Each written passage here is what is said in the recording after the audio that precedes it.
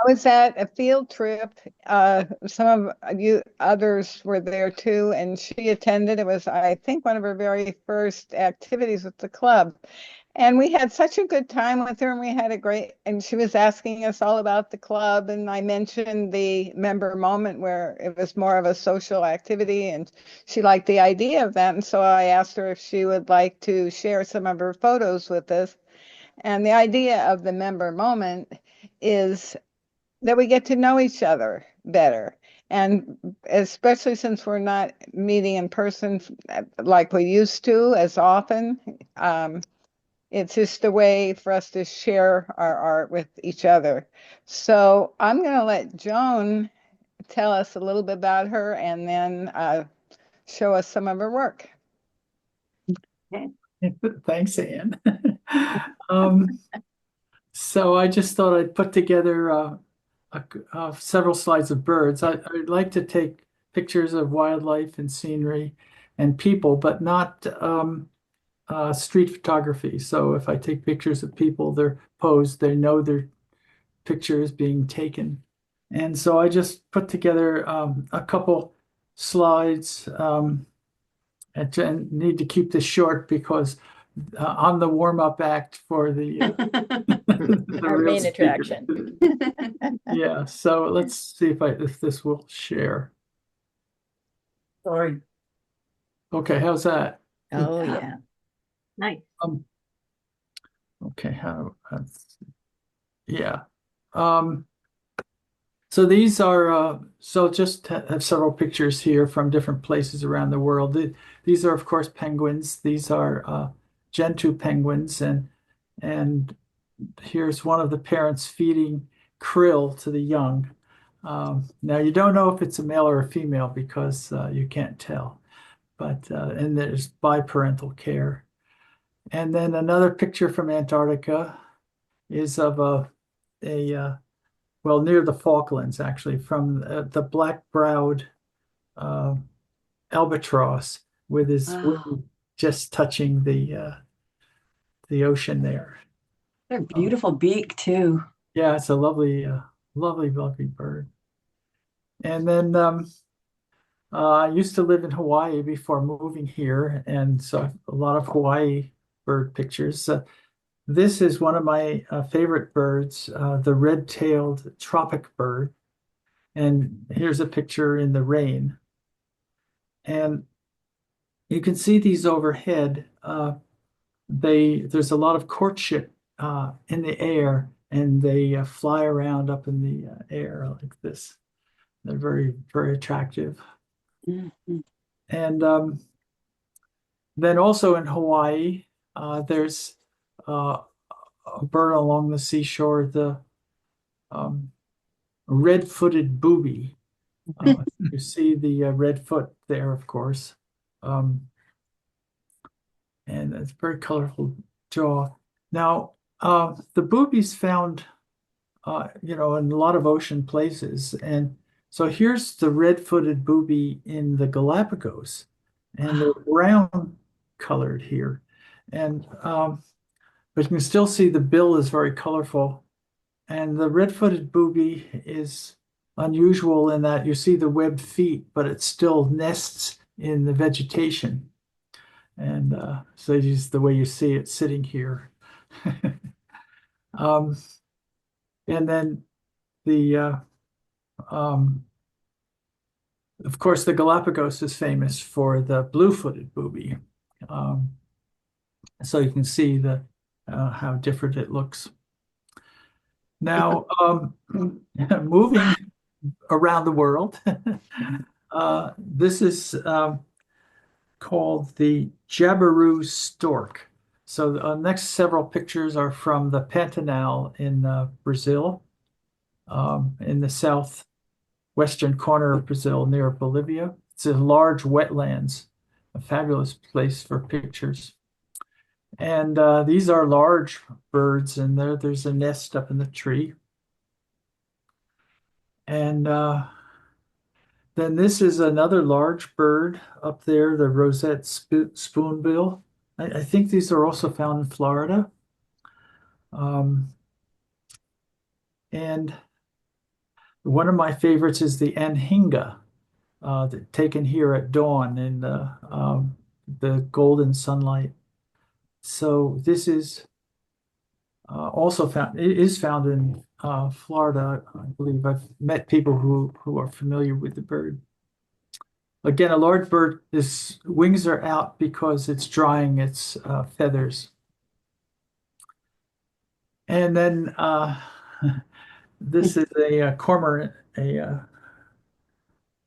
cormorant, and called the neotropic cormorant, and it's of course feeding on fish. And I just got this one sort of in the act. The cormorant in the Galapagos, I should have put that slide in here. They don't have wings. The wings are stunted, and so it's a unique species there. But here, of course, they fly and they go into the trees and the vegetation. Now, one other picture from the Pantanal is this is a rival. This is a small bird, and it's thought to be very beautiful. It is really quite pretty. It's called the rufous-tailed jacamar, and that's a male. And the reason I'm showing you that is to contrast it with what's also thought to be the prettiest small bird from a different continent, from Africa. So this is the lilac-breasted roller. And it really is a gorgeous bird. So that's all. Wonderful. Oh, Wow. gorgeous. Beautiful. Very nice. That's some great images. And Wow. those are some pictures of birds I've never seen or heard of. Same here. Yeah, Yeah. Yeah, Yeah, it's really they're wonderful. gorgeous. beautiful. And I take pictures of mammals and reptiles and all sorts of things, but I just want to give you just a few birds to kind of Yeah. whet your appetite. You got Thank some you, Joan. fabulous ones there. Yeah, Thank you. quite the world traveler. Yes, thank you Yeah, for my sharing. Goodness. Yeah, thanks so much. Yeah, sure thing.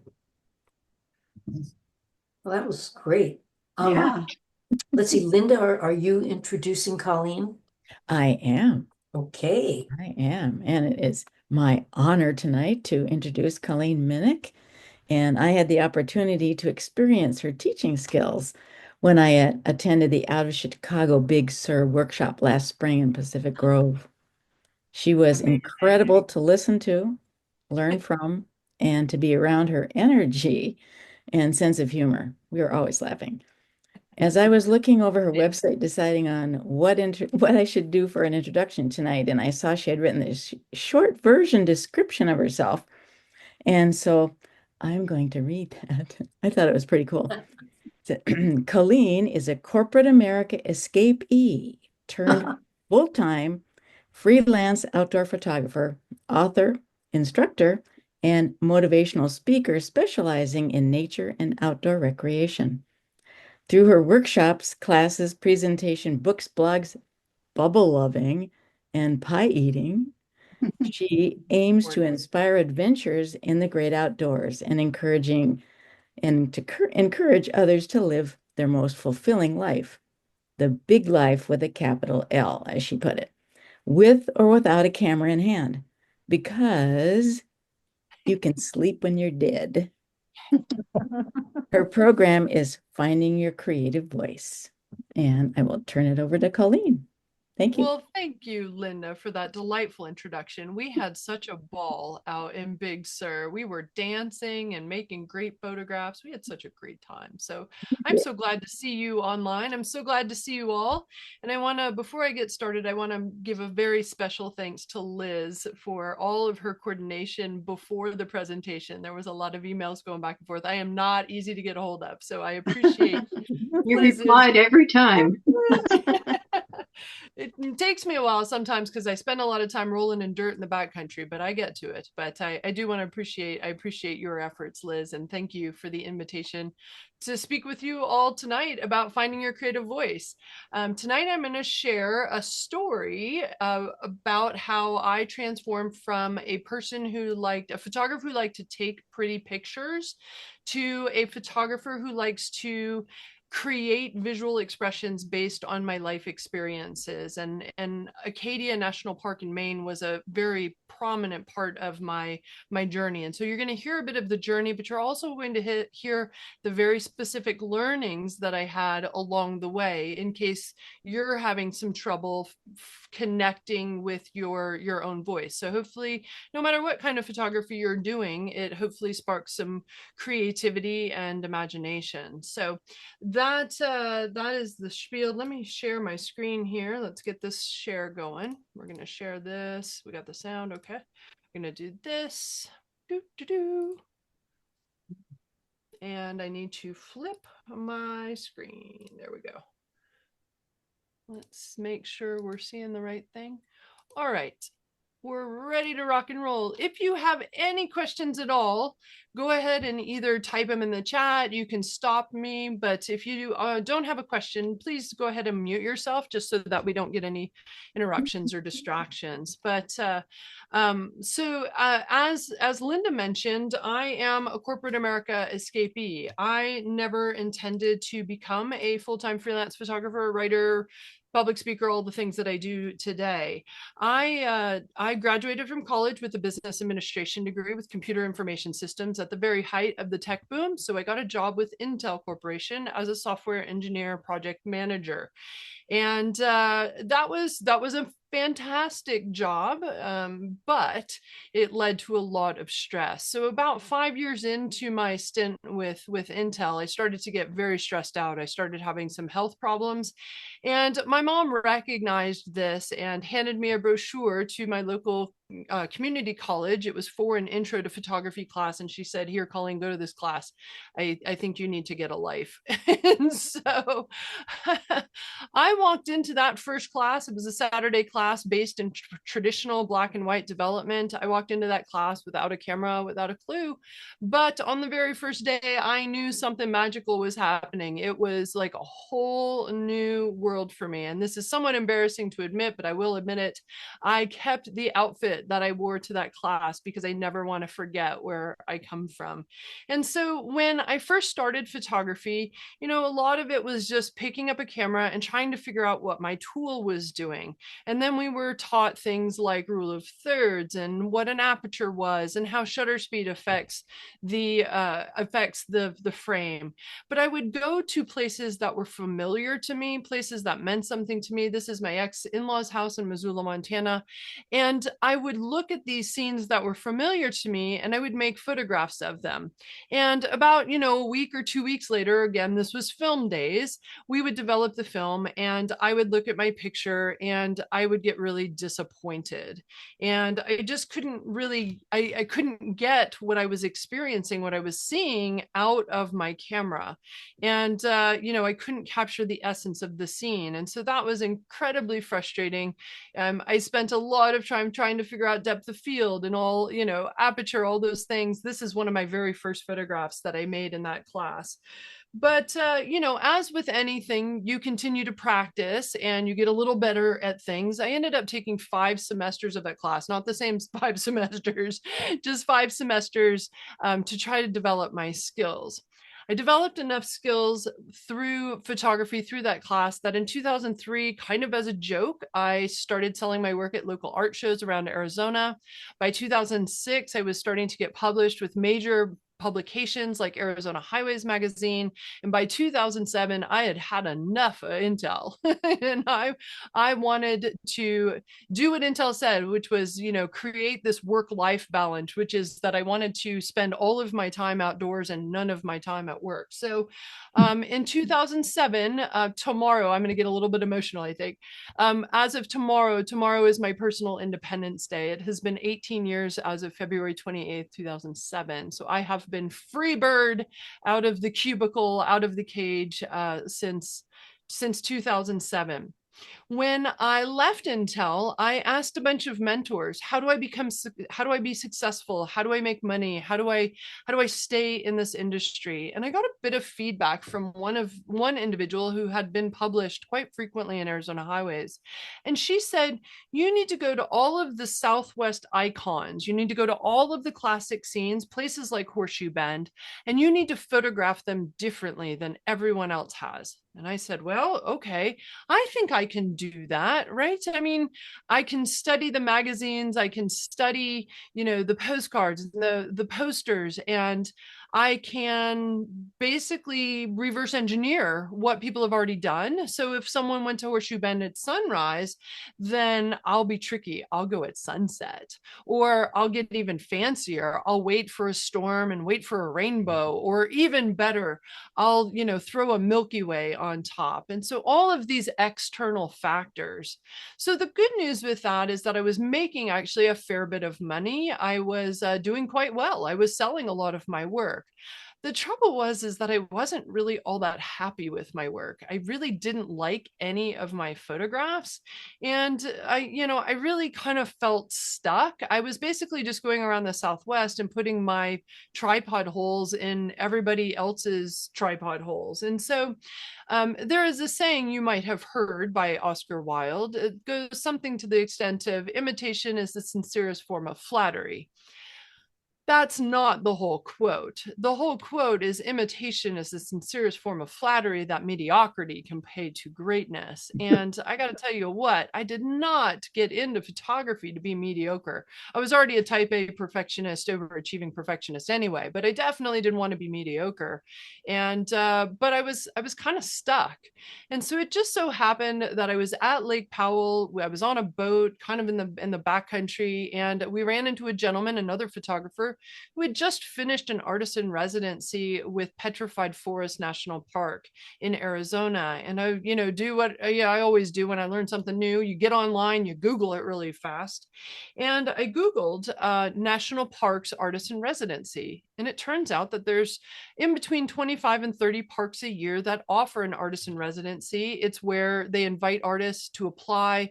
They invite artists to create their work in the park in exchange for public programs and a final piece of work that's created during the residency. So I figured that'd be an okay thing to do. That might give me a creative jolt out of the Southwest, get me out of kind of my funk.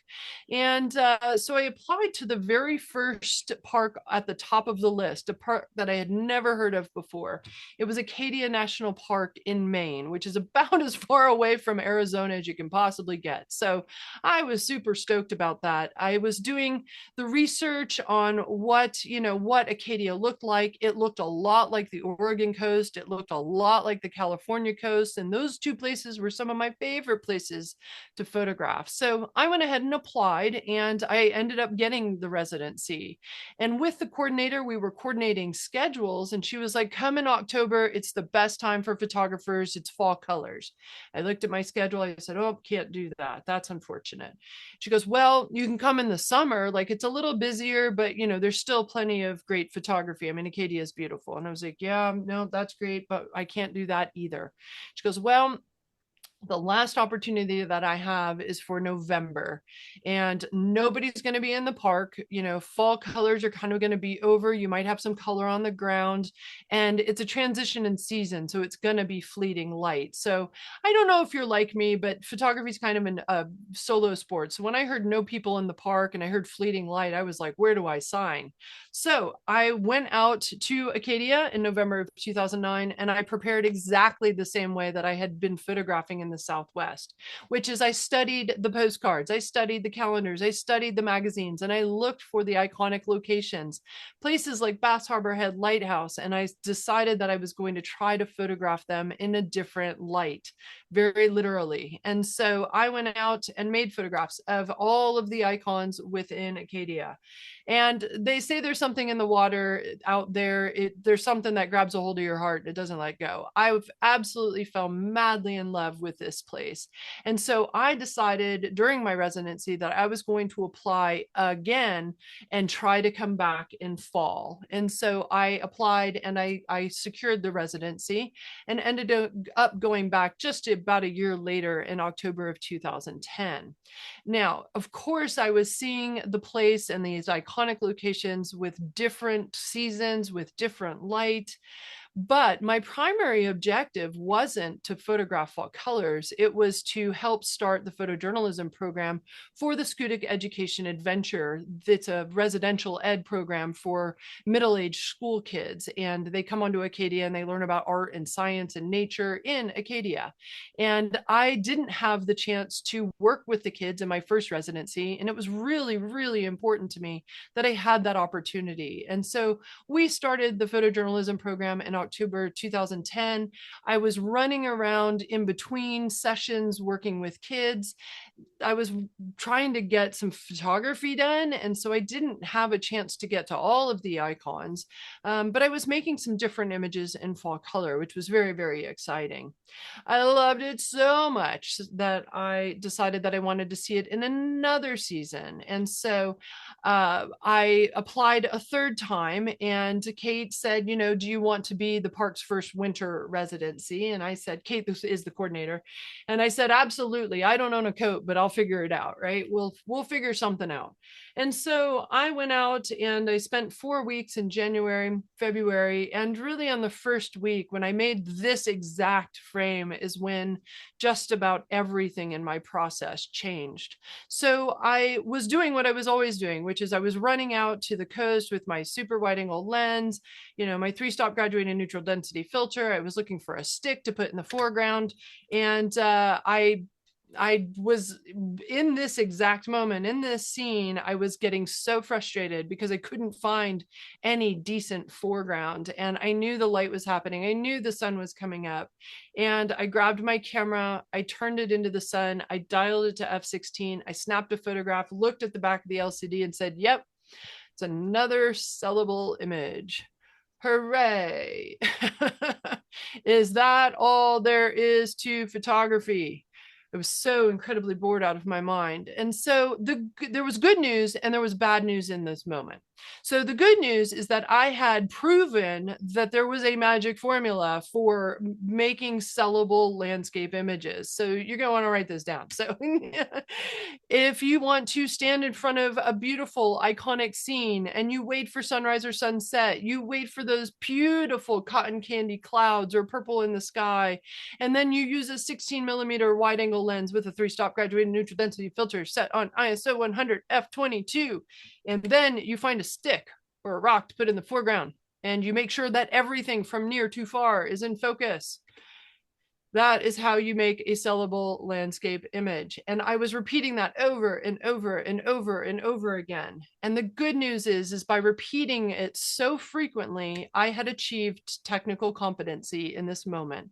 1 minute I was thinking about depth of field, the next minute I was not. And so I achieved what author Malcolm Gladwell refers to as the 10,000 hours to mastery.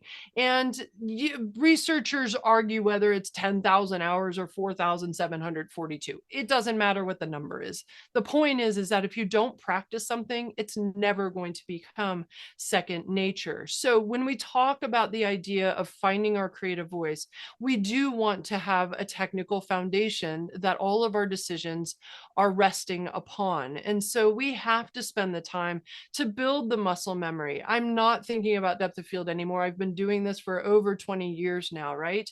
And so I can react to situations much quicker than I could when I started off in Missoula, Montana. And so as you're technically proficient, you expand your creative opportunities. You have the ability to understand what your creative message is, what you're responding to and why, and you know how to press the right button and you know how to turn the right dial. And so being technically proficient frees up the mental energy to concentrate on the more creative aspects, the storytelling aspects, the emotional aspects. But that takes a lot of time. For me, if you were doing the math, it took about 12, 13 years. And that's being a full-time freelance photographer. So if you aren't there yet, keep practicing. You're going to get there. One day, the light bulb's going to go off and you're not going to be thinking about it anymore. So that was the good news about that moment. The not so great news is that I recognized that I had been doing the same thing over and over and over again. And my photographs, while sellable, were definitely not remarkable. So they weren't really any different than anybody else's. And I didn't really have a voice of my own. I wasn't really saying anything of my own. And I was, of course, completely bored out of my mind, which is a really bad thing to be when you have 3 weeks of your residency left and complete freedom to do whatever you want. And so I talked to myself a lot. I took myself out to a place near here. This is near Schoodic Point on the Schoodic Peninsula. And I just started talking to myself. And one of the thoughts that came across my brain, which is absolutely ludicrous, is I wondered if I had photographed everything there was to photograph in Acadia. And having been in Acadia at that point in time, about 150 days over, 4 years, I now have been to Acadia almost 600 days since 2009. And I absolutely have not run out of material and connection. And so, but on this moment on my third artist in residency, I wondered why I kept coming back to the same place over and over again. Why was I going to Acadia? And I just started processing some memories. I just started thinking about all of the great times that I had had. And one of the memories that came up was from my photojournalism program with the Schoodic Education Adventure Program, the C program. It was during the very first class that I taught. It was a pilot program with a elementary school called Blue Hill nearby Acadia. And, we gave the kids cameras, digital cameras, and they ran down the trail. We taught them, tic-tac-toe for rule of thirds. And we just let them photograph whatever they wanted to photograph. We would pick one of the images and we would have them write a story about that particular image. We would put the photograph and the story together in a magazine for the class, and we called it the C magazine. And so on the very first class, this pilot program, we had one little boy, a fourth grader, run down the trail and just start yelling. And he just kept yelling and yelling, you guys come here. You guys come here. Look at this mushroom. He was so excited about this mushroom. So I went over and I was like, yeah, no, that's a nice mushroom. Yeah, it looks like a fun guy. So anyway, so he still has his camera in his back pocket and he looks up at me, and it gets me every time. He looks up at me and he says, I think I want to be a photographer just like you someday. And I mean, as an educator, as a teacher, like that's the moment we all hope for, right? Like the next generation's inspired, right? That's it. That's the golden moment.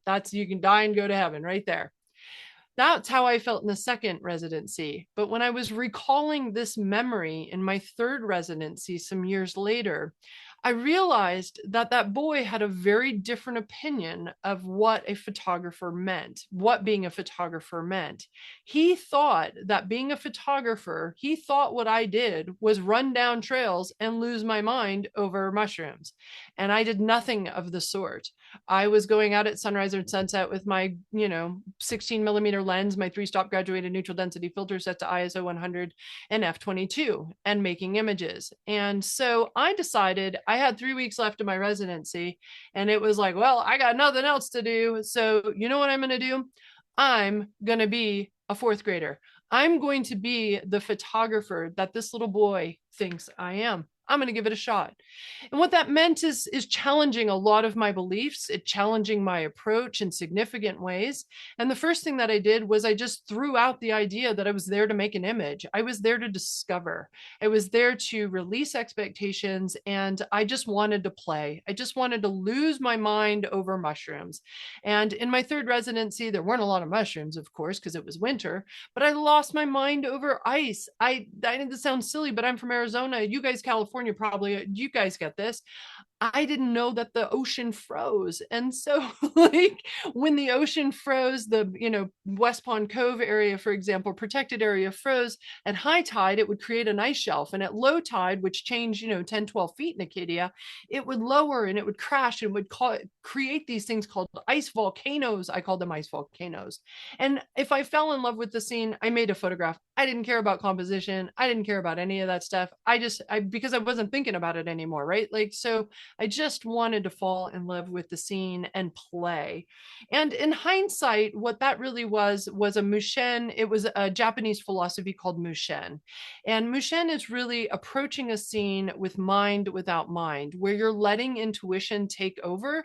You're not thinking about making a photograph, but you are connected. You're staying connected with the landscape, and you're staying connected with what you're responding to. So I let go of the idea of good light, bad light, whether I was making him an image or not. I was just there to discover. And so the other Japanese philosophy that I was adopting in that moment, in hindsight, was called Shoshen, and that's to embrace a beginner's mind. It's to experience the world as if you have never seen it before, and you're experiencing it for the first time.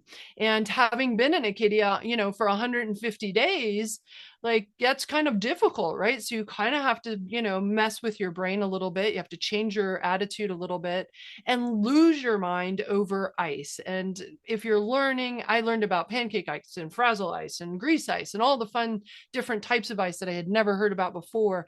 It's that curiosity, it's that wonderment about the world. There is so much to learn. Even as adults, we still don't know it all. And so if you remember back to how cool and how fun everything was when you were 5, 4, 5, 6, where everything in the world was new to you, that's the idea. That's what we want to embrace as adults and as artists who are trying to express our individual and creative voices. And so as Shinru Suzuki suggested, in the beginner's mind, there are many possibilities. In the expert's mind, there are few. Now, I had the opportunity to experience for the first time a blizzard, a nor'easter. The Weather Channel was calling it Winter Storm Nemo, and they were making it off like it was the apocalypse. And so I was sitting in my studio apartment eating my oatmeal as the storm was happening. I had like a 4-foot snowdrift like coming up the window and coming up to the door. I'm eating my oatmeal, and I started thinking, I've never actually been in a blizzard. And I mean, sitting in the studio apartment, that's not in a blizzard. I mean, in the blizzard, like the Wabanaki Indians who didn't have studio apartments and didn't have heat. The people who lived before us in this place, they went through this all the time. And so I wanted to experience the blizzard. So I got all of my clothes out of the closet, and I dressed like a ninja. And I took one lens and I wrapped it up as if it was raining. And I walked out to Schoodic Point. And at Schoodic Point on this day, they clocked 85-mile-an-hour winds just off the point. So I went out there and I got knocked down. And I went out and I tried to walk a little bit further and I got knocked down again. And I walked a little bit further and I stayed down. And I looked over at these 2 trees. I hadn't made a photograph at all of them. I looked over at these 2 trees and I said, how are they doing this? Like, this is my first blizzard and I can't even take it. Like, these trees, these are jack pines, so they're maybe 100 years old. They have seen plenty of blizzards. How are they persevering? How do they fight against the fury? And note the title of this photograph. Then I made the image. And this image is not going to win any awards. It's not going to, get any likes on Facebook. But it was one of the very first photographs that I made, meaning first, and then photographed the meaning. I created the story first. And that's going to be important when we talk about finding our own individual voice, is what stories and what connections can we create. So as photographer Paul Strand suggested, look at the things around you, the immediate world around you. If you are alive, it will mean something to you. And if you care enough about photography, and if you know how to use it, which is a technical proficiency, you will want to photograph that meaning. And so that's what I did for the next week or so. I ran around Acadia, losing my mind over ice, like the little boy lost his mind over mushrooms. And about 3 days in, I was standing in this very, very location, making this very exact photograph. And I looked up into the sky and I said, you know what? It would be so much easier if I just got good light. And I said, no, no, no, no, no, no, no, no. We're not going back to that old way. We've relied upon external conditions way too much, and it didn't bring joy. It brought maybe success, but it did not bring joy. And I had the best time exploring Acadia for these last few days, and I discovered that a really profound learning in this moment. Playing like a fourth grader was absolutely exhausting. And not surprisingly, finding your own tripod holes is much, much harder than just finding somebody else's and putting them in, yourself. And so finding these things that meant something to me was much more creatively challenging and much more exhausting. But I decided, because I was having the time of my life in Acadia, probably the most fun I had had in Acadia, that I was going to keep doing what I was doing. I was going to continue to lose my mind over ice and all of the things, all of the different experiences that Acadia was presenting me in winter. And so for the next 2 weeks, for the remainder of my residency, I made what are potentially the worst photographs of my life. These are small for a reason, and that's only a subset of them. They were awful. And so the thing is that I gave myself space to not be successful. It goes back to, once you're learning something new, you have to go through those 10,000 hours again. So I had to understand a lot of the things that I'm going to talk about today in terms of the creative process and how conceptual blending works and all of those things. I had to learn how to get new ideas and how to express them successfully through my camera. But there was maybe something more important going on with this set of photographs that nobody in the world will ever see. They were finally my own photographs. They were finally not copies of everyone else's. And so when it comes to finding your creative voice, you may have to go 2 steps back to go forward. And so, as author Cynthia Ochelli suggests, for a seed to achieve its greatest expression, it must come completely undone. The shell cracks, its insides come out, and everything changes. To someone who doesn't understand growth, it would look like complete destruction. And so when it comes to finding your creative voice, sometimes we have to challenge lifelong beliefs and lifelong understandings. And that's exactly what I did. I started by challenging my definition of what a good photograph was to me. And so early on, as you can imagine, as I've talked a little bit about, a good photograph to me before this transition happened was that it was an iconic, beautiful, classic scene. It followed all of the rules. I had that stick in the foreground. It was properly exposed. It was in focus. It had great light. My mom liked it. If someone other than my mom bought a print of it, I knew it was awesome. Like, I knew that was great. These are all very externally based. And so I decided, that I wanted a different definition. And this is the definition that I use today. I had to plant new seeds. I had to figure out what was important to me, what was success in my world. And so this is a good photograph to me as an outward expression of whatever the photographer deemed meaningful enough to notice in their life journey. And I have to love it. I can't just like it. I have to be losing my mind over the mushroom. And it hopefully the images that I present are either the extraordinary in the ordinary or the extra in the extraordinary. And mine tend to be a little bit cerebral, as you're going to hear throughout the presentation. I tend to think a lot. I tend to create stories and narratives. And so a lot of my images, even though it might not be obvious to the observer, the viewer, they have a tremendous amount of meaning to me in that moment.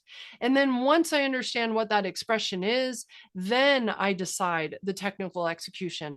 Sometimes we don't want things in focus. Sometimes we don't want things properly exposed. Sometimes we don't want quote unquote good or colorful light. Sometimes our definition is different. And so if you are thinking about this, I would encourage you to ask yourself, maybe even write down what your definition of a good photograph is. The beautiful thing about art and photography is that we can all have different answers and they all be correct. So make sure that it is the correct answer for you. All right, so the next thing that I had to deconstruct is this notion that I didn't have the capacity to be creative. Did anyone ever get told growing up that you were left brain and you were creative? I did, sadly. My teachers told me many times that I was, math-based and science-based, and I was analytical and I was methodical. And I thought that the right side of the brain is where all the magic, the creative magic happened, and that I didn't have the capacity. I was never going to be able to be creative. Well, that's a bunch of hogwash. If you have ever had two thoughts cross your brain ever in your lifetime, they don't even have to be good thoughts. They don't even have to happen at the same time. You just need two in your lifetime. Then you have the capacity to be creative, according to the creative experts. And so creative expert and author James Webb Young suggested that an idea is nothing more nor less than a new combination of old elements. That is where creativity comes from, and it requires our entire brain, not just the right side. And in fact, the right side and left side is just, I'm just going to lose that terminology right here. So this is a very dumbed down version of how our brain kind of functions. We take external stimuli, we take raw materials from everywhere and anywhere, and that could be photography based, but it could be life experience as well. I'm going to talk about combinatory play and stealing like an artist here later in the show, but we get all of this information and our brain has to do something with it. And so there's three parts in processing that information. The first is that the analytical parts of our brain take that information and essentially organize it into metaphorical filing cabinets, and that enables our easier access, our easier recall. When we want to pull things out of memory, they're there for us. They're nice and handy. And then there's the prefrontal cortex and the creative parts of our brain that come into play. The prefrontal cortex is this thing right in the very front of your forehead. It's one of the very last parts of our brain to develop as human beings. It is the filter of stupid ideas. Some of us have better developed filters than others. Artists are notorious for not having filters at all. And so what happens is when the prefrontal cortex goes to sleep or it relaxes, the creative parts of the brain get excited, they turn on, and they go into the filing cabinet and start having a food fight. They take all of this information and start pushing it together in different ways. This is a subconscious process called conceptual blending. Has anyone ever had a weird dream before? We've all had weird dreams before. If you remember them, we've all had weird dreams before. That is conceptual blending. Your prefrontal cortex goes to sleep when you go to sleep, and the creative parts of your brain go into the information that you have stored over your entire lifetime and put them together in new and weird new ways. When you wake up and you're like, wow, that's weird, I don't know what that was. That's your prefrontal cortex waking up and trying to filter it out. And so as artists, as photographers, if we are looking to get more expressive with our work, we want to relax our prefrontal cortex. We want to literally dream while we're awake. And there's a little bit of a trick to this. There's a little bit of a challenge, a little bit of a game that you can play with yourself when you're out in the field. Ask yourself, what else is it? And what that's going to do is that's going to pull from your filing cabinet and it's going to connect it with the landscape or any other subject matter that you are working with. And so it will create this you'll use your imagination to connect with the landscape through your individuality. Conceptual blending is a close cousin of metaphorical association. So what else does it look like? And pareidolia is also another cousin of conceptual blending and metaphorical association. They all kind of say the same thing in a little bit different way. So pareidolia is something that you probably did at least growing up. Some of you still might do it today. It's where you look up into the clouds and you're like, oh my gosh, look, it's a dragon. There's no dragon in the clouds, I'm sorry to say. but it's how our brain makes order out of chaos using the information that we have already collected. We already have the raw materials in our brain. And so in this case, in this photograph, I was standing over Cannon Brook, and I was so excited that there was a small trickle of water in it, and it was dancing.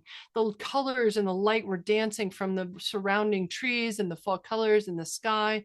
And when I saw this, I was like, oh, it looks just like an aurora borealis. Obviously, there's no aurora borealis in this moment in Acadia, but that was my personal connection. That was the what else is it, the metaphorical association. And so I'm trying to do this all of the time.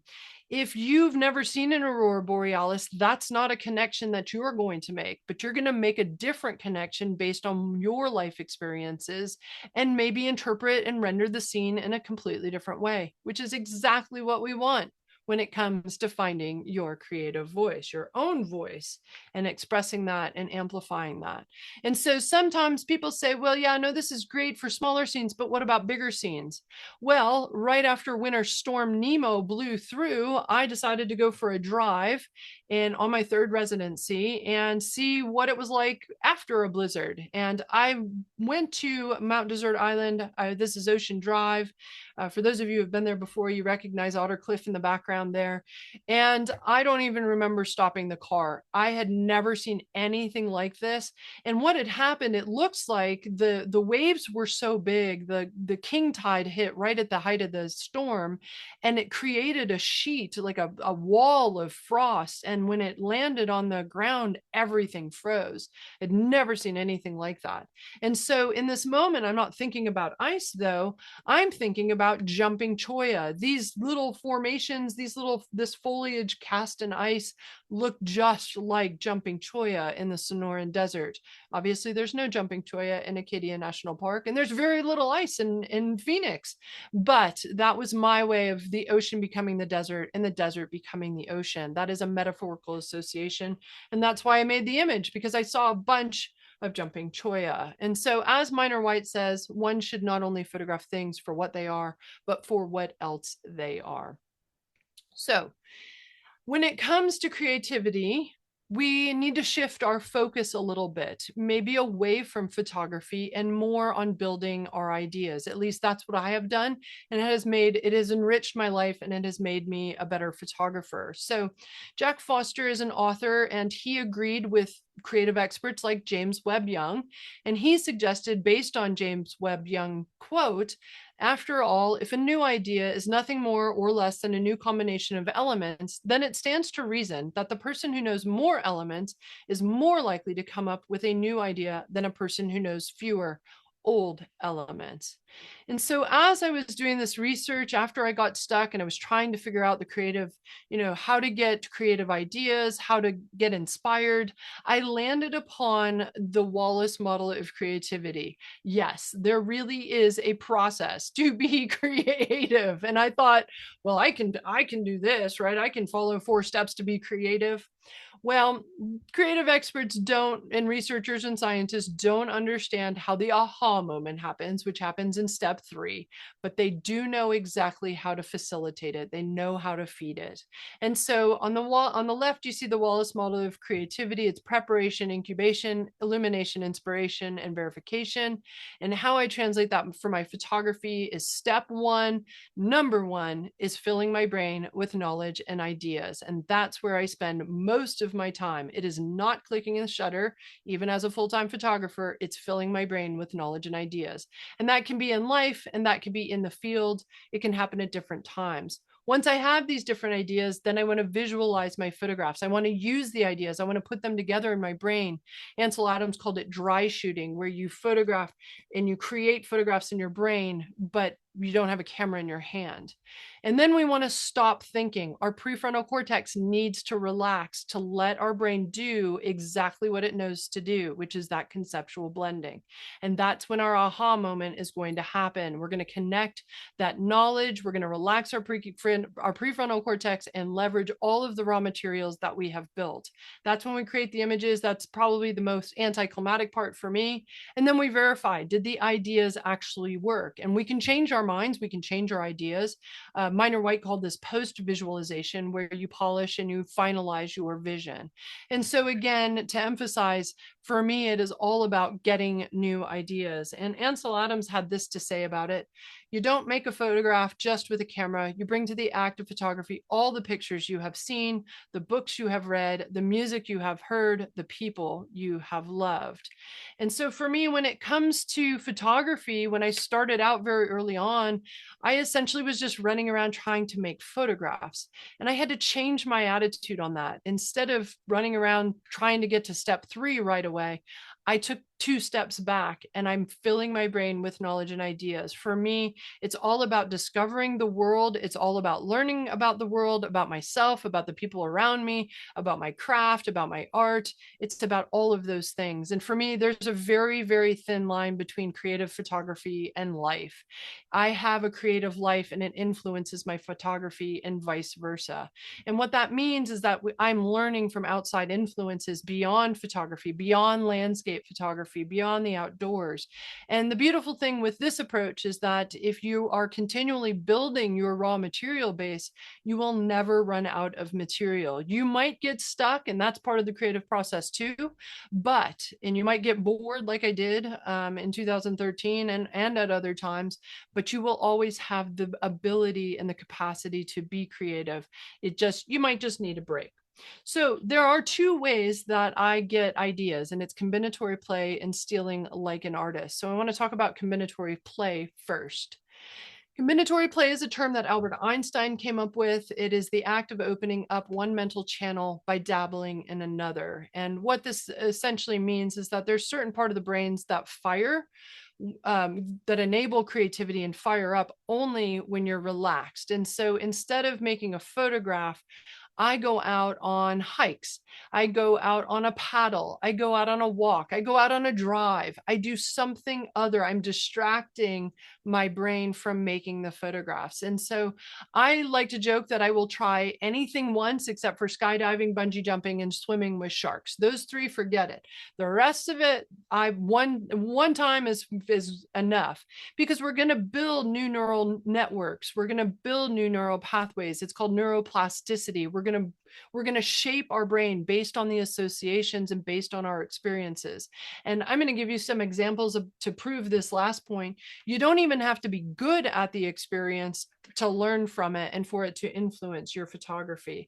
So I want to emphasize that when we're talking about photography, we want to distract our brain. We want to shift away from this idea of going out on a photo shoot, at least for me, and opening up those more creative parts of our brain to connect with our landscape. This is called autotelic approach, where you're out for the experience and you're not expecting an end result. So I have 0 expectation that I'm going to make a photograph when I'm out about, no matter where I go. And it's just all about the experience. And the funny thing is that I tend to make much better images by not thinking about making better images. So I know it sounds counterintuitive, but so one of my favorite activities to do is stand-up paddleboarding. I do stand-up paddleboarding on flat water primarily, but I have also done whitewater. And one of the things that I love about paddleboarding is that it gets me to places that I can't otherwise get. And that is a sense of discovery for me. My camera just comes along for my paddle so that I can share my story along the way. And this particular scene was the first day of my solo crossing of Lake Mead a number of years ago, and I turned the corner on my paddleboard and I just couldn't believe this is gypsum. It's called Gypsum Reef, and it's 12 miles from the nearest boat ramp. So the only way you can get there is by watercraft. It's on an island, so you can't even get there on hiking. And I don't know, maybe I was just eating too much freeze-dried food. I was on a 9-day trip, 6 of which I did solo. And I thought that the gypsum looked like brownies. So I called it, and the sky went off and we had a pretty scene, but I called this deliciousness. It just felt like a celebration of freedom for me in that moment. So I love stand-up paddleboarding. My camera just comes along with me as I'm on the paddleboard. As I I learn about new places. I've also had the chance to learn how to paint, and I've had the chance to learn from maybe someone maybe unusual in terms of painting. This woman here is Jean Falk Adams, and Linda, I think you might have met. I think you might have met Jean when we were out at Big Sur. And she is a phenomenal woman. She is a dear friend of mine. We are both in water management issues, and we camp. So we were camping one time, and she pulls out a bunch of stuff. And I was like, Jean, what are you doing? She goes, oh, I'm watercolor painting. Have you ever watercolor painted before? And I was like, no, I mean, I did the finger painting in kindergarten, but no, I've never watercolor painting. And she said, sit down. I'm going to teach you how to do it. And so she handed me a bunch of watercolors. And this is one of my very first watercolor paintings. And you can see that Pablo Picasso, I am not. But in this experience of learning from Jean, it was phenomenal. So I can't remember if I mentioned that Jean Adams is Ansel Adams' daughter-in-law. She's married to Michael. I think I missed that part. So anyway, so yeah, to learn from a painter from a prominent photography family was kind of a weird thing, but she is phenomenal at painting. And I got to tell you, I thought I saw the world as a landscape photographer. We have to see, right? We have to experience our landscape. But when you have to try to draw a grain of sand or a blade of grass, you start to look at the world very, very differently. So I don't watercolor paint anymore. The paint's a little bit too chaotic for this perfectionist, but I have started taking up acrylics. And what I've been trying to do is I try to paint my own photographs. And if you have to try to figure out where the crack is and relative to the edge of the frame, and you have to worry about tonality, I learned about how to create layers, how to create separation in terms of tonality. I learned about how to create a sense of depth in a different way than I had ever been taught with photography. I learned about ideas like notan, Notan. Look that up. We don't have time to talk about it, but notan, in this balance of black and white, it was phenomenal. It opened up a whole new way of thinking for me. And so I'm not going to be a professional painter, but I am definitely learning things that affect my photography. So the way to improve your photography, your expression, your creative voice is to expand your understanding of the world. Or as Jay Maysel said, when he was asked how to become a better photographer, he suggested that we become a more interesting person. And I'm going to assume that we're already interesting as it is, but we can always build our raw material. And the other way, in addition to combinatory play, that I use to build my knowledge base is stealing like an artist, not from an artist, like an artist. Steal Like an Artist is a book by Austin Kleon, and he, like all of the other creative experts, agree that nothing comes from nothing. Everything comes from some other inspiration. And so he suggests that in his book, he suggests that we collect ideas that inspire us from everywhere and anywhere. And this could be paintings, this could be songs, it could be movies, it could be patterns on the floor, it could be literally anything. And so as software engineering, as we had a term in software engineering, it was called GIGO, garbage in, garbage out. And what that meant is if you constructed the best software application possible, if you fed that perfect application bad data was going to come out of it. And I believe that very much of our own brains. So be informed citizens, but be very conscientious of what you feed your brain, because it is going to come out in that conceptual blending, that subconscious process. It's going to come out in your work. And so when it comes to collecting these ideas and collecting inspiration from everywhere, people like Monet, his paintings have inspired me for a very long time. I don't want to go to France and copy Monet. I want to ask myself, what is it about his process? What is it about his results? What is it about the components that he's using that excite me, that move me, that intrigue me? And then I want to try to figure out how he did it, why he did it, and see if I can apply it in my own space. I'm not flying to France to go to, Monet's to do his lily pads, but I do spend a lot of time at the Tarn in Acadia, where it's very impressionistic when we get the reflected light at, in about an hour after sunrise, and we have a little bit of wind and we have lily pads. It feels very much like a Monet scene, but I'm not copying the painting exactly. So an example of this is, I don't know if any of you have ever heard of Bill Neal. He's one of your hometown heroes out of California. William Neal is a phenomenal photographer. He spends a lot of time in Yosemite, the Eastern Sierras. I think he spends some time in Antarctica. World traveler, but more importantly, just a great human being. And one of the things that I love about Bill Neal's work is his photographs of dogwood with the Merced River behind it. And I have just always been intrigued.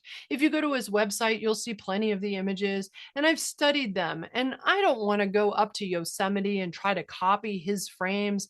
I don't want to copy his pictures, but I can study it about how he keeps the flowers so still, but has a long enough shutter speed so that the background is a little bit blurred. And so again, I'm not going to Yosemite, but in Acadia, I'm going to try the idea, and I'm going to try to keep the fall color leaves still while I've got the rushing water behind me. And so I call this a rush of autumn, but it's an ode to Bill Neal, and it doesn't look anything like any of his images. And that's exactly the point. I'm simply stealing like an artist. I'm not stealing from an artist. We're stealing like an artist to inspire our own work. As Albert Einstein suggested, creativity is knowing how to hide your sources.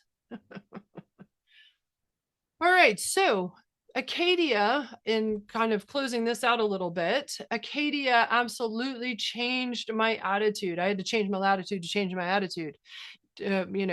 Ode to Jimmy Buffett there. I had to go north in order to learn all of these things. This idea of changing my relationship with Mother Nature, really losing the judgment, really tapping into Mushen and losing the judgment and losing the expectation of what, was there good light or bad light? Was this appropriate for me to photograph or not? It was more about what can I create in this one moment that I will never get back again. And my basis for photography changed. It went from external factors like lighting, like seasons, like the Milky Way, and it went to more internal factors. I still photograph all of those things, but they are based first in internal connection, in internal factors based on emotions and storytelling and knowledge and experience, things like that that are important to me. And then I use light, weather, season, the Milky Way to help me express those things that are important to me. My expectations about making photographs completely change. Like I mentioned earlier, I don't even care if I make a photograph. I'm out there for the experience. I'm out there to have a good time. I'm out there to learn something new about the world. I don't care if I bring home an image or not. And the funny thing is by photographing less, I actually make images. I make images that I am very proud to call my own. I am very proud to have collect dust on my hard drive. And so the ways to improve your voice, your creative voice, is really changing not the external factors, but growing yourself. And you can change the location, you can change the time of day and the season. It's going to change your work, but the change ultimately in embracing your own voice has to come from you. So after all of this time in Acadia, I had to go back to the desert Southwest. I had to come home to Arizona and come to terms with my lack of emotional connection with things like cactus. I happen to live in one of the most beautiful places in the whole world, but what makes my heart sing, what makes me run down the trail, losing my mind like that little boy did over a mushroom, is water. And we don't have a lot of water out here in the West, but if there is water to be found, I will find it. And so instead of spending time trying to connect with the Sonoran Desert, with cactus, things like that. I have spent more time now seeking out the things that bring me joy, things that I have, places that I have something to say about. And so I spend a lot of time at the bottom of the Grand Canyon, along the Colorado River. I spend a lot of time in places like Moab, which has the Colorado River, the Green River, basically any rivers out in the West, any coasts on either coast are really where I'm going to spend an enormous amount of my time. But I also found in embracing this idea of creativity and the creative process is that beauty can come at any time, anywhere. It can be in your backyard. In this case, this was in a parking lot in a puddle in the Great Smoky Mountains National Park. And so if you understand that you bring the creative juice wherever you go, then you can make creative images, you can make creative expressions at any time, anywhere. You're bringing the creative juice to the party. So as I embraced this new creative process, this new creative approach, I started making some interesting images, like some images that I was like really like had a lot of thought go into them. And fear crept in. It was like, well, is anybody going to understand this? Are they good enough? You don't have the baseline. If you're expressing your own voice, you don't have a baseline for what is success like you do with other cliche images and classic scenes. So there is no baseline. There is no way to tell whether it's good enough or you're being too weird. And who knows if anybody's going to like it. And so I'll give you an example of this. I was out at Little Long Pond and I was walking, let me get my annotate tool up here. We'll do some drawing here. I was just taking a little stroll right at sunrise along Little Long Pond, and I noticed these two trees, and I could not for the life of me figure out why the tree on the right-hand side had no leaves and the tree on the left-hand side had all its leaves, and it was changing color. And so I was kind of going through a little bit of an existential crisis at the time, and I was like, this tree kind of represents, kind of this miserable life, not being happy, like not feeling grateful about the things that, had transpired in my life. And I could choose that path, or I could choose fulfillment. I could choose joy. I could choose gratitude. I could choose all of the things. And that was more representative by this colorful tree with all of its leaves. It was obviously very healthy and very happy. And so I started setting up the composition, and I composed it very deliberately so that you get symmetrical balance. You get the tug between the idea of choosing wisely. So we get to choose which path we want to take in our lives, and we can choose it at any moment. And as I was setting this up, I noticed this little evergreen tree hiding underneath the two deciduous trees. And I was like, oh, that's so cute. That evergreen has like a choice, like it's going to grow up and it's going to pick its path. And then I realized that it was an evergreen tree and not a deciduous tree, and it was going to grow up and do whatever the heck it wanted to do. So I called that Choose Wisely. I made the frame. And here's the thing. I know that there is no chance that anybody in the audience or anyone who ever views this image is going to understand all of that. That's not the point. The point, and I have a quote that I like to paraphrase from Eleanor Roosevelt. What other people think of your photographs is none of your business. We make photographs because they mean something to us. That's what self-expression is all about. And if we are looking to be more creative with our own voice, then we need to connect with that voice in our own way, regardless of what everybody else thinks. So I've come to a very profound understanding about the fear creeping in and these internal and external expectations. Ultimately, who cares if anyone likes your image? Do you like them? If you like them, then they are good enough. So free yourself of those expectations. The fear never goes away. You just have to do it anyway. The fear of acceptance, the fear of being liked, the fear of fear of rejection, all of those things are very human conditions. And so as artists, we kind of have to put our voice out there and not know how people are going to respond to. But the interesting thing that I learned over this entire process is that actually nobody cares whether you succeed or fail or even make an image. And as a people-pleasing perfectionist for the first 40 years of my life, that was kind of phenomenal to understand and to let go of. If I stopped making photographs today, like, I'm pretty sure you're going to keep going on with your life. Some of you probably didn't even know I made images until today. And so the important thing is that you're making images that you are proud to call your own. You have to live with them on your hard drive, so you better like them. And I think this becomes really, I think it becomes freeing. I don't want to be dismissive, and I don't want that to be depressing. I mean it to be freeing, right? If nobody cares, then make whatever images you want, right? And so the other thing is that if you are tapping into your own life experiences, understand that you are the only you on this planet. You are the only you to have ever existed in history, and you are the only you who will ever exist in eternity. And you are the only person who will interpret the world the way that you do. And if you learn how to communicate that through your photography, then we're going to have self-expression. We're going to see what is important to you. We're going to see what means something to you in your own way. And if you don't want to make a photograph of something or a moment, that's fine too. The key is, are you having fun? Are you learning? Are you adopting an autotelic personality? Are you creating your own meaning and your connections? That's what life really is all about. We can't leave this world with our photographs, so we might as well have a good time doing it, right? So make photographs for any reason you want. If you want to make images of iconic images, knock yourself out. They're iconic for a reason, but understand that you have a very special voice. You have a voice worth listening to. And so for the presentation, I may have misled you just a little bit with this idea of finding your creative voice. You have nothing to find. You just simply have to listen to the voice that you already have. And what that means, and what in summary for this presentation, is make sure that you are spending the time to become technically proficient. It's going to release all of that energy, the mental energy, to focus on the more creative aspects, more on the connection with the outer world. And play like the fourth grader that you used to be. Release expectations through Mushen and discover the world as if you've seen it for the first time, which is Shoshen.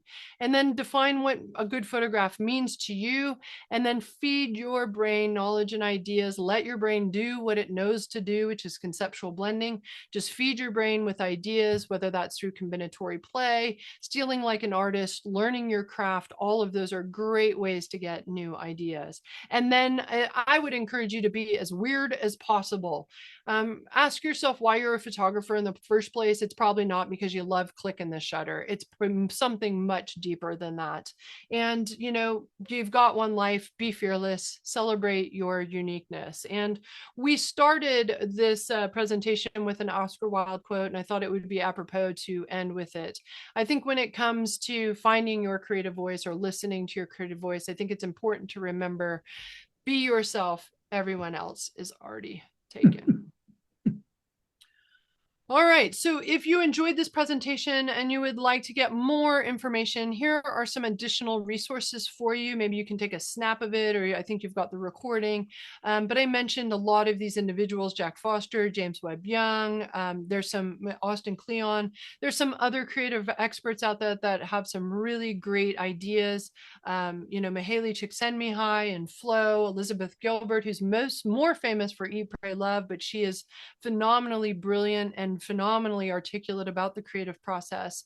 And then I have 2 columns on my Dear Bubbles site. Dear Bubbles is my it is my column. It's my advice column for photography, art, and the creative life. I'm going to take questions here in just a second from all of you, but Dear Bubbles is basically, I collect questions from my community and I answer them on in a fun and entertaining and educational way.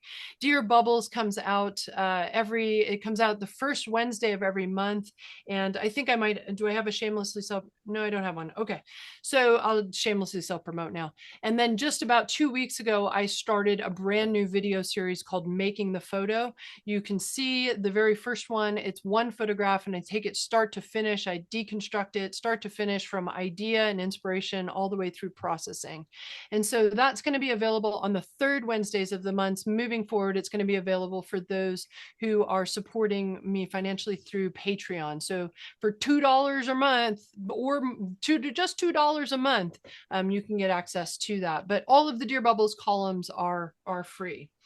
All right, so if you would like to ask yourself a lot of questions about your own voice, I have come up with an interactive guide that pairs with this presentation. It's called Finding Your Creative Voice. It's an activity guide. It's 32 pages in PDF form, and it recaps the 10 key presentation points that I've offered today. It also comes with 47 thought-provoking questions to ask yourself. So if you are bored and you want to think about this, that's a great resource. It's $4.95, but I'm going to give you a discount code here on the next slide. My publishing company is analemmapress.com.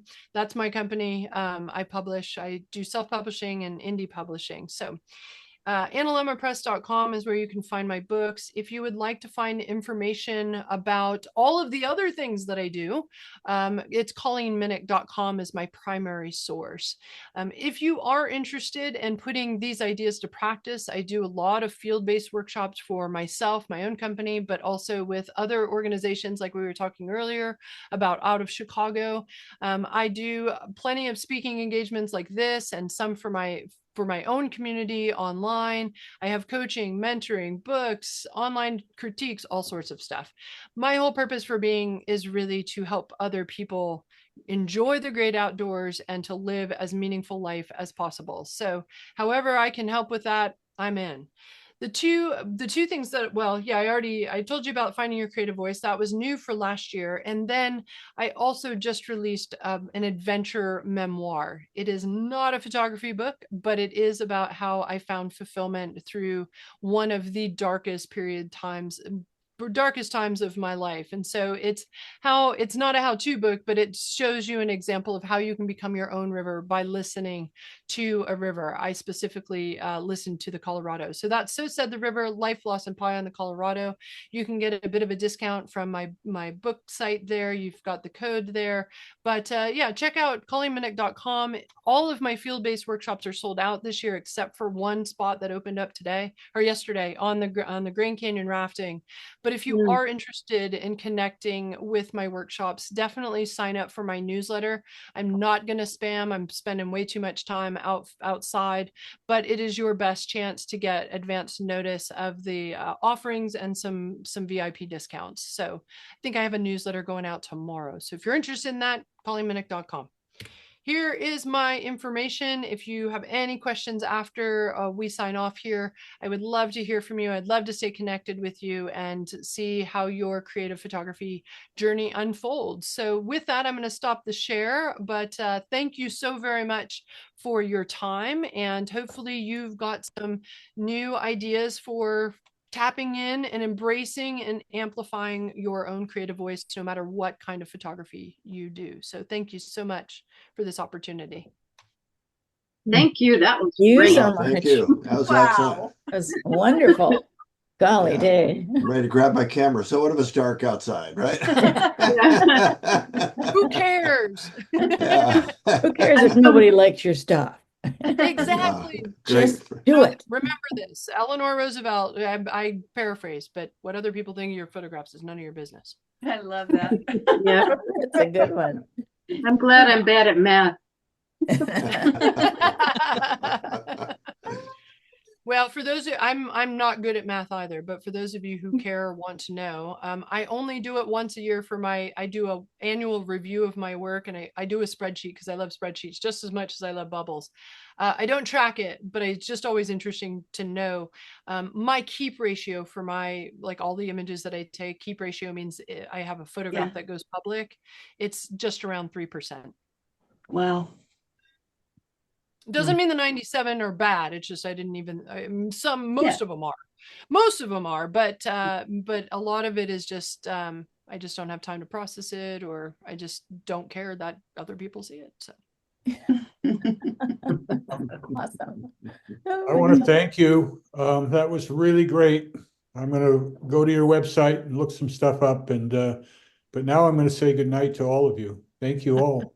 So good to see you, Anthony. Night. Thank Yeah. you so much. Glad you came. My gosh. There is a question in the chat. Renata, is that how you pronounce your name? Renata, yeah.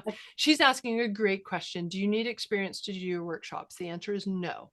As long as you come with open mind and curiosity, if you've got an iPhone, I don't care what kind of camera you use, I will help you express yourself no matter where you're at. I get everything from people taking the camera right out of the box to professionals, and everybody gets along and everybody's doing their thing. So no, we would love to have you. I don't care what experience level you are. I would love to help. We've all been beginners. So I remember I have the outfit still from when I was my first day in class. I remember those days. Oh, Very good. fun. Well, Any other questions? what was I that just wanna say picture? I went to, Oh, go ahead. Go ahead, Tricia. I went to your website when I heard that you were going to be speaking, and I already signed up for your whatever you call it. Bubbles.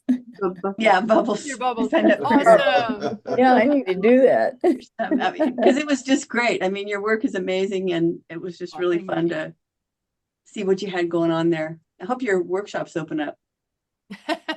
Well, the best way to, if you see a workshop that you like, get on the wait list. Okay. So even if you don't want to be on, this year's trip, get on the wait list, because the people who don't get in on the wait list get first dibs at registering. Oh, And then it goes, okay.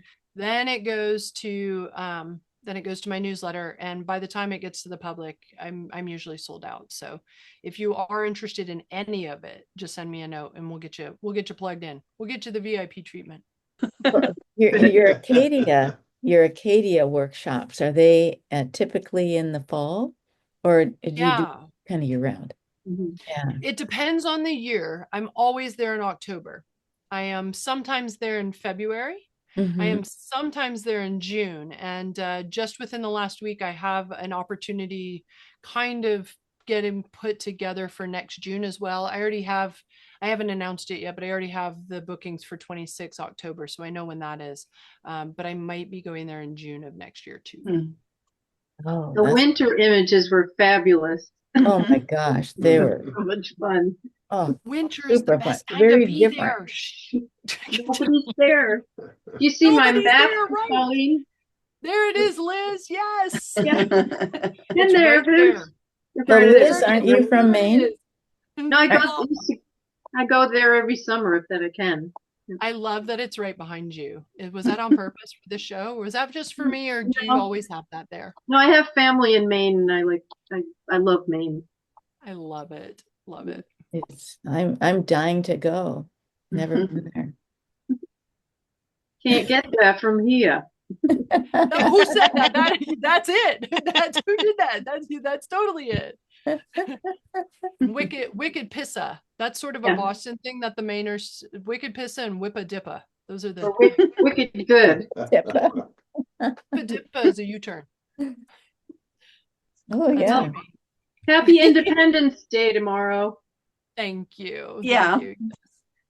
Oh Very yeah. good story. Thank you very- so much Yeah, for thanks a sharing lot. This was with great. us. Yeah, it was absolutely fabulous. Well, Keep this in is touch. Go eat dinner. This is a wonderful way to celebrate. I can't do what I do without support from people like you. So I very much appreciate this opportunity to connect with you. And I hope that it's not the last time. I hope Yeah. that we cross paths out there, however that might look. I hope that we cross paths. So Great. Thank you. until I then, bet go we forth do. and create. Yay! Wow. Thank Thank you. Great. Great. Thank you All so right. much. Have a good night. Colleen. Yep. We'll see you Yeah. later.